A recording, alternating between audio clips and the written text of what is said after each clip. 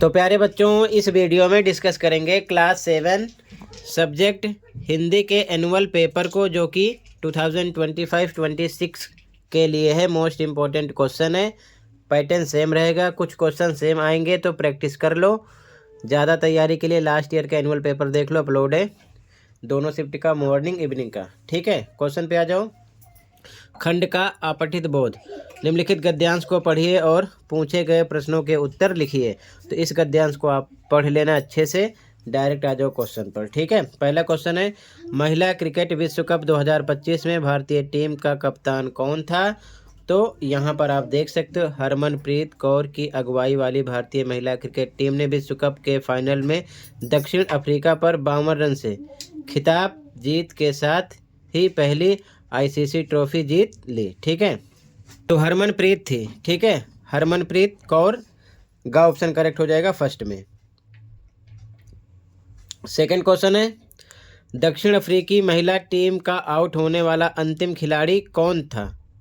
तो ध्यान से देखो, यहाँ पर मेंशन किया गया है, जैसे ही हरमनप्रीत कौर ने नदीने डी क्लार्क का कैच पकड़ा, पूरी टीम के साथ ही करोड़ों देशवासी भी खुशी से झूम उठे। यानी कि लास्ट विकेट यही था जिसका कैच लेने के बाद में इंडिया ने टीम जीत लिया था। ठीक है, तो यहाँ पर नदीने डी क्लार्क का ऑप्शन करेक्ट हो जाएगा, बाकी ये तीनों रॉन्ग गए। ठीक है, अगला क्वेश्चन, भारतीय महिला क्रिकेट टीम विश्व कप के फाइनल में कितनी बार सफल रही है? तो बच्चों, एक ही बार जीती थी 2025 में। ठीक है, जिसके बारे में ये पैराग्राफ है, तो यहाँ पर आंसर लिखोगे एक बार। ठीक है, अगला क्वेश्चन है, भारतीय महिला क्रिकेट टीम के विश्व विजेता बनने का देशवासियों पर क्या प्रभाव पड़ा? तो आप पैराग्राफ से भी लिख सकते हो। यहाँ पर मेंशन है कि पूरी टीम के साथ ही करोड़ों देशवासी भी खुशी से झूम उठे, या अपनी लाइन में अलग से बनाकर लिख सकते हो। यहाँ पर मेंशन है, मैंने लिखा, पूरे देश में खुशी की लहर दौड़ गई, करोड़ों देशवासी खुशी से झूम उठे। ठीक है, इसका आंसर हो जाएगा। आगे देखो ध्यान से, कहीं पर कोई डाउट होगा बताना। ठीक है, अब क्वेश्चन नंबर 2 है बच्चों, निम्नलिखित पद्यांश को पढ़िए और पूछे गए प्रश्नों के उत्तर लिखिए। तो ये पद्यांश है, यहाँ से लेकर यहाँ तक अच्छे से आप इसे पढ़ लेना, इसी में से आंसर देना होता है। पहला क्वेश्चन है, नदी का जल कहाँ से निकल रहा है? तो बर्फ से, खा ऑप्शन करेक्ट है। चट्टान से, मैदान से, झरने से, रॉन्ग है। अगला क्वेश्चन है, काव्यांश में नदी के जल को किसके जैसा बताया गया है? तो दूध सा। ठीक है, तेल सा, घी सा, मक्खन सा, रॉन्ग है। अगला, काव्यांश के अनुसार ऊंचे शिखरों पर जल कहाँ गिरता है? तो गिरी की चट्टानों पर। ठीक है, गिरता है।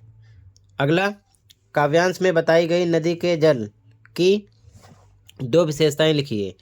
तो पहला, नदी का जल शीतल है, दूसरा, नदी का जल निर्मल है। ठीक है, अब आ जाओ खंड खा पर, व्याकरण है, 10 नंबर का होगा। क्वेश्चन 3, निम्नलिखित व्याकरणिक प्रश्नों के उत्तर लिखिए। मिलान कीजिए। पहला, जातिवाचक संज्ञा, तो इनमें से सागर है, तो सागर से मैचिंग करो। दूसरा, व्यक्तिवाचक संज्ञा, तो कन्याकुमारी। अगला, भाववाचक संज्ञा, करुणा। तो बच्चों, संज्ञा की परिभाषा और संज्ञा के भेद के बारे में अच्छे से पढ़ लेना, सर्वनाम के बारे में भी पढ़ लेना। अगला क्वेश्चन है, डैश खान पान से भी एक दूसरे को जानते हैं, उचित सर्वनाम शब्द से रिक्त स्थान भरिए। तो सर्वनाम का मतलब जो शब्द संज्ञा के स्थान पर प्रयोग होते हैं उसे सर्वनाम कहते हैं, जैसे मैं, हम, तुम, वे इत्यादि। तो जैसे यहाँ पर हम चाहें तो लिख दें, हम खान पान से भी एक दूसरे को जानते हैं, या फिर वे खान पान से भी एक दूसरे को जानते हैं, दोनों में से कोई एक लगा सकते हो। सेंटेंस बनना चाहिए। ठीक है, ये इसका आंसर हो जाएगा, हम या वे। आगे अगला क्वेश्चन है, थोथे बादर क्वार के दी गई पंक्ति में से विशेषण शब्द पहचान कर लिखिए। तो सबसे पहले आपको विशेषण की परिभाषा पता होनी चाहिए। जो शब्द संज्ञा एवं सर्वनाम की विशेषता बताते हैं उसे विशेषण कहते हैं। ठीक है, इसके भेद भी हैं, उसे भी आप अच्छे से पढ़ लेना। जैसे कि राम मोटा लड़का है, तो यहाँ पर मोटा हो गया। इसी प्रकार अलग अलग सेंटेंस हो सकते हैं। ठीक है, तो यहाँ पर थोथे आ जाएगा। जो बादल यानी जो बादल हैं क्वार के कैसे हैं, थोथे हैं। ठीक है, ये आ गया। अगला, धन शब्द का एक पर्यायवाची शब्द लिखिए। धन का पर्यायवाची शब्द संपत्ति। इसी प्रकार पर्यायवाची शब्द अच्छे से पढ़ लेना, कोई सा भी क्वेश्चन आपसे कर सकते हैं। अगला, जो नाचता हो, वाक्यांश के लिए एक शब्द लिखिए, तो उसे बोलते हैं नर्तक। ठीक है, इसी प्रकार अनेक शब्दों के एक शब्द अच्छे से पढ़ लेना, कोई सा भी क्वेश्चन हो सकता है। ठीक है, अगला, दांत खट्टे करना मुहावरे का अर्थ है, तो बुरी तरह पराजित करना इसका आंसर है। तो आप मुहावरे भी अच्छे से पढ़ लेना, कोई सा भी मुहावरा आपसे कर सकते हैं। ठीक है, अगला, दैनिक में प्रत्यय छांट कर लिखिए। तो प्रत्यय का मतलब होता है जो शब्द पीछे लगे। ठीक है, जैसे दैनिक, तो इक लास्ट में निकल रहा है, दैनिक तो इक आया प्रत्यय। अगला, प्रस्तुति शब्द में उपसर्ग लिखिए। तो उपसर्ग आगे होता है, तो यहाँ प्रा से स्टार्ट है तो प्रा होगा। तो प्रत्यय वाला भी क्वेश्चन आपसे कुछ ना कुछ करेंगे और उपसर्ग वाला भी करेंगे। तो प्रत्यय पीछे में होता है, उपसर्ग आगे होता है, ये चीज़ ध्यान में रखना। इसके बाद में क्वेश्चन 4 है, निम्नलिखित गद्यांश को पढ़िए और पूछे गए प्रश्नों के उत्तर लिखिए। 4 नंबर का होगा। अब यहाँ से खान पान की नई संस्कृति से लेकर आप यहाँ तक पढ़ लेना। सीधा आ जाओ क्वेश्चन पर। ठीक है, पहला क्वेश्चन, हमें राष्ट्रीय एकता के बीज किसमें मिल सकते हैं? तो खान पान की संस्कृति में। पैराग्राफ आप पढ़ोगे तो यहाँ पर आपको पता चलेगा कि खान पान की नई संस्कृति में हमें राष्ट्रीय एकता के नए बीज भी मिल सकते हैं। तो ग ऑप्शन करेक्ट है। अगला क्वेश्चन, स्थानीय व्यंजनों के साथ कैसा व्यवहार अपेक्षित है? तो पुनरुद्धार का। ठीक है, यहाँ पर का ऑप्शन करेक्ट हो जाएगा। अगला क्वेश्चन है, गद्यांश के अनुसार एथनिक किसे कहा जाने लगा है? तो स्थानीय व्यंजन को। ठीक है, समझ गए? आगे देखो ध्यान से, ये आप अच्छे से पढ़ोगे तो समझ में आएगा। यहाँ पर मेंशन है ना कि स्थानीय व्यंजनों का पुनरुद्धार भी जरूरी है, जिन्हें अब एथनिक कहकर पुकारने का चलन बढ़ा है। तो एथनिक। ठीक है, इसी प्रकार ध्यान रखना।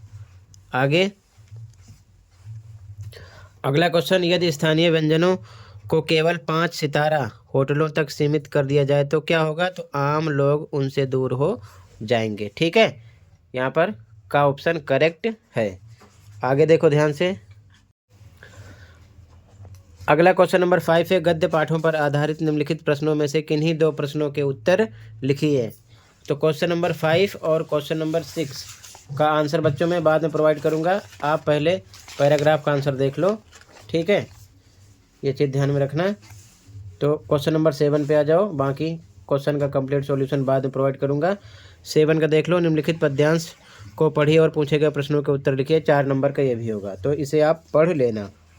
पहला क्वेश्चन 7वें का, सावन के महीने की क्या विशेषता है? तो मनमोहक होता है। ख ऑप्शन करेक्ट है। अगला, पद्यांश के अनुसार प्रभु के आने की सूचना सुनकर मीरा के मन में क्या भाव उत्पन्न होते हैं? तो उमंग के। ठीक है, अगला, पद्यांश के अनुसार सावन में किसके चमकने की बात की गई है? तो बिजली। ठीक है, अगला, आनंद मंगल गावन की का आशय है? तो ये ऑप्शन आगे है, ध्यान से देखो, यहाँ पर मेंशन किया गया है। खा करेक्ट है, खुशी के गीत गाने की। ठीक है, इसके बाद question number 8, 9, 10 and 11 complete paper का सॉल्यूशन अगले वीडियो में प्रोवाइड करूंगा। अभी जितना प्रोवाइड किया इसकी प्रैक्टिस करो। मिलते हैं अगले वीडियो में। Thank you for watching and take care.